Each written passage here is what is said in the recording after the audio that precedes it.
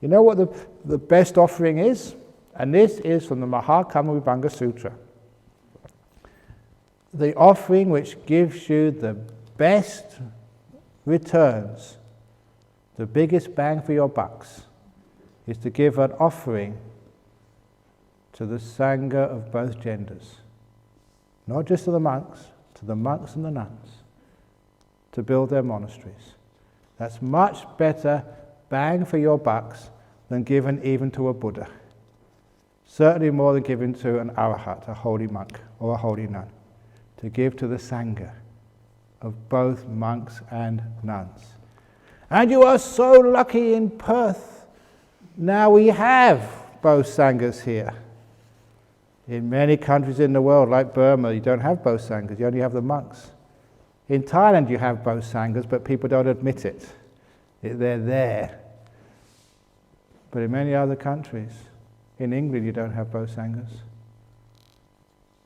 In Germany, is there any bhikkhunis there? But anyway, here in Australia, in Perth, we are the leaders, are the forefronts in giving equity to both genders. Because you know what I did 3 years ago, give the bhikkhuni ordination, got into trouble in Thailand, but you get more bang for your bucks by giving to both genders. So that's why we have a bhikkhuni monastery. And quite frankly, that needs it more than anybody else. Being to Bodhinyana Monastery is pretty well developed.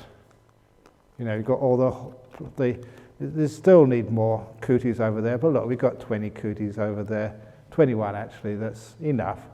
But the bhikkhunis, they've got hardly anything, in Dharmasara. So they're the ones who really need it. And those offerings, you're getting the biggest bang for your bucks. That's according to the suttas. And also you're doing something historic. And really, I'm not exaggerating there, this is a historic time for Buddhism.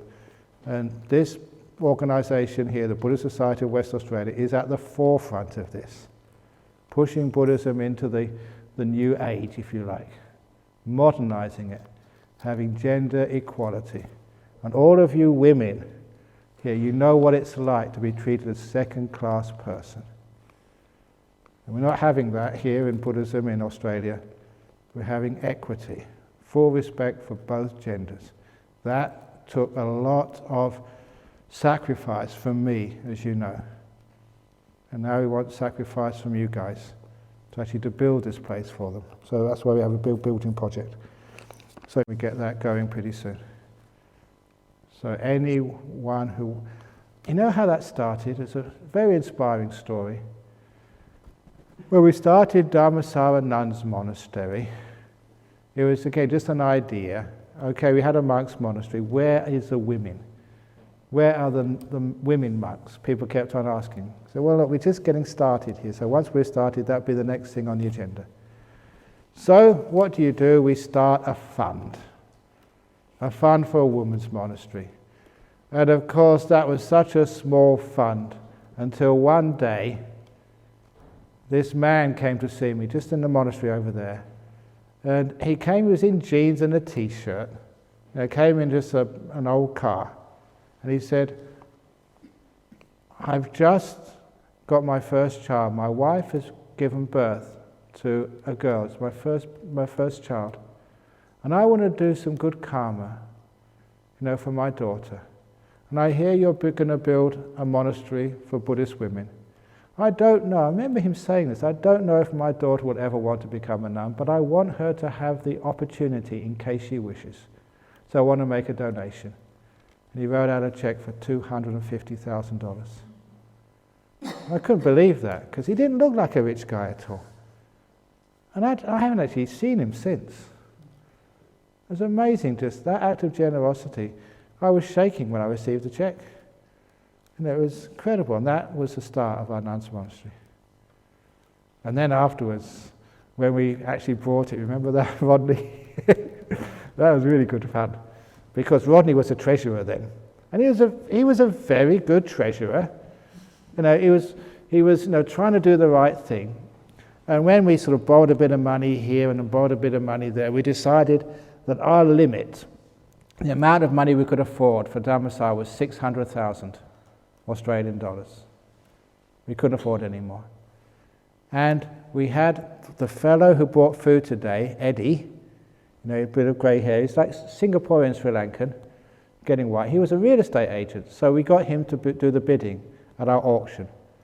Beforehand, it was myself, Ajahn Brahm, we got there early, and my goodness, we really chanted.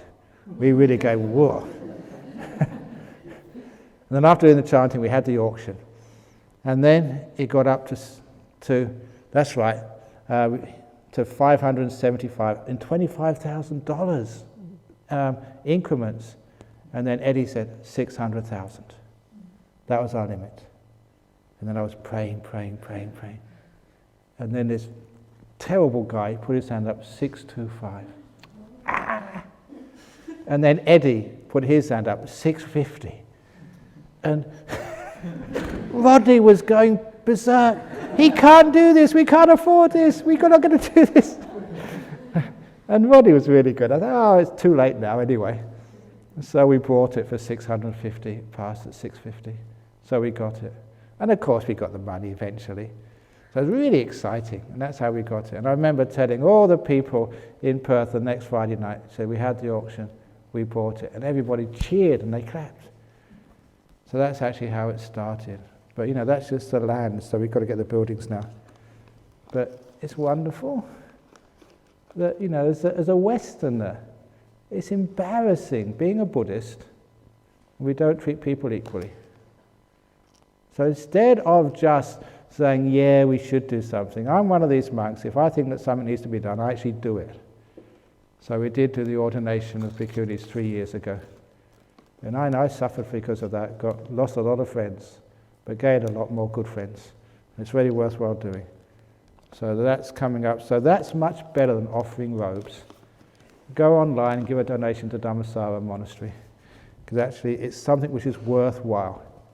Don't give, I shouldn't say this, but money for stupas and all these, what's called dead Buddhism, looking into the past. Give it for something, for like a hall they can meditate in, for huts they can live in, for goodness sake. Things which are really practical. And I've really tried hard. Even this centre over here, it's comfortable, but it's not, extravagant. You don't have chandeliers, you don't have gold, you don't have all this stuff which you see in too many temples, which is just, like a rich people's Buddhism. This is ordinary Buddhism, practical, so you can be comfortable, that nuns can actually live not like refugees, but live like a simple but comfortable life. So that's what we're doing. So instead of giving robes, so just get online and help out Dhammasara Monastery.